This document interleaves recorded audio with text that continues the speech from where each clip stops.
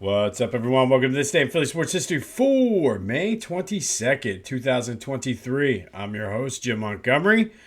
All right. So, this Sixers story just won't go away.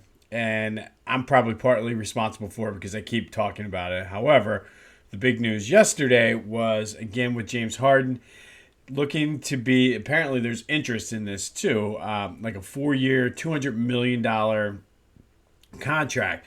Well, the caveat here is any team that's not the Sixers can offer 4 years, 201.7 million.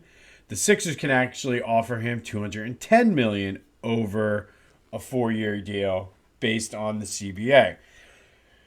Whether or not, I guess it comes down to whether he's willing to take that with the Sixers or if he truly wants to go to Houston.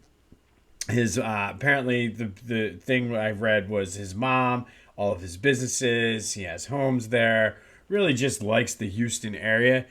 And I don't obviously Philly can't compete with that, but they can offer him more money. So basically, it comes down to that. And the way this team is constructed with the salary cap, unfortunately, excuse me, that is probably our best option. Maybe not the best option, but it maybe not the greatest option, I should say, but it is our best option. And I feel as though we're in a position now where we need him way more now than he needs us. He's made enough money over his career. Is $9 million enough to keep him in Philly when his heart is in Houston and Houston has all this cap flexibility and whatnot to lure him in? I don't know. We'll have to see.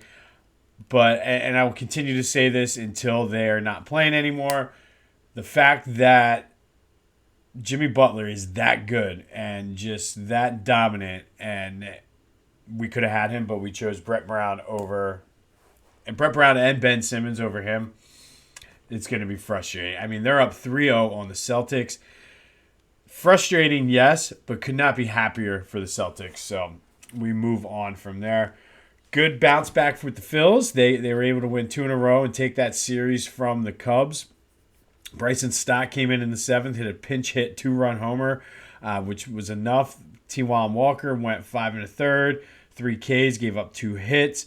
They're only 2 games under 500, 7 games back of the Braves. Now would be a good time, I've been talking about this, to put together a little streak, but not have those 4, 5, 6 game losing streaks mixed in there.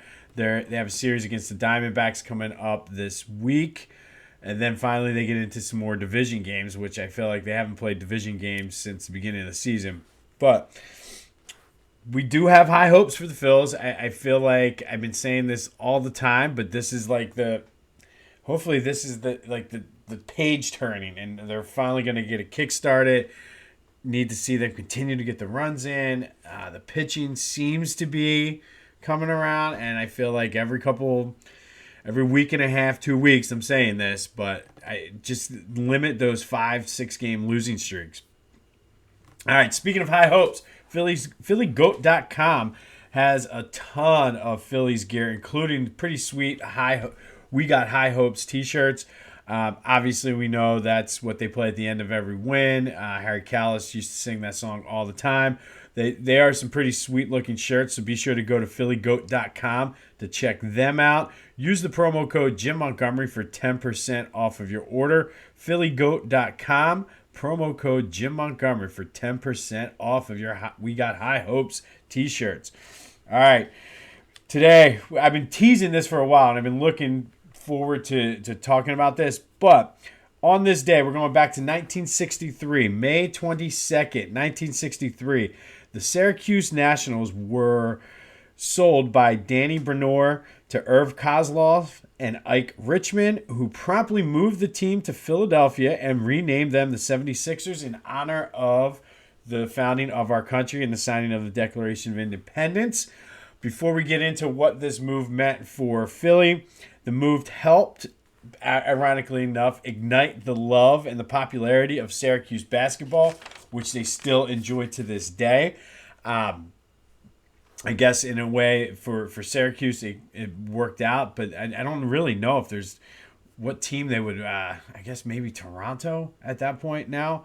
But overall, the Nationals were very successful in Syracuse. 14 years there, had 11 winning seasons, made playoffs in all 14 years. Remember, though, this was the early days of the NBA, so there weren't as many teams. But they had 3 NBA Finals appearances, won the one championship in 1955. The Sixers have worn the Syrcause National jerseys on a few occasions. They're not on phillygoat.com, but they probably should be. So I'll have to talk to my people at Philly Goat to get some Syracuse National. Remember they wore them. They had the Nats on it, so I have to get on them for that. Obviously, once they came to Philly, within a few years, they won their first championship when they brought Will Chamberlain back home. But it was on this day, back in 1963, that the Syracuse Nationals officially moved to Philadelphia and renamed the 76ers. All right, so our Sixers playoff spotlight, we're going to go back to 1963-64. This was the first year in Philly for the newly named 76ers. They had the same players and same lineup and whatnot. They went 34-46, took third in the Eastern Division.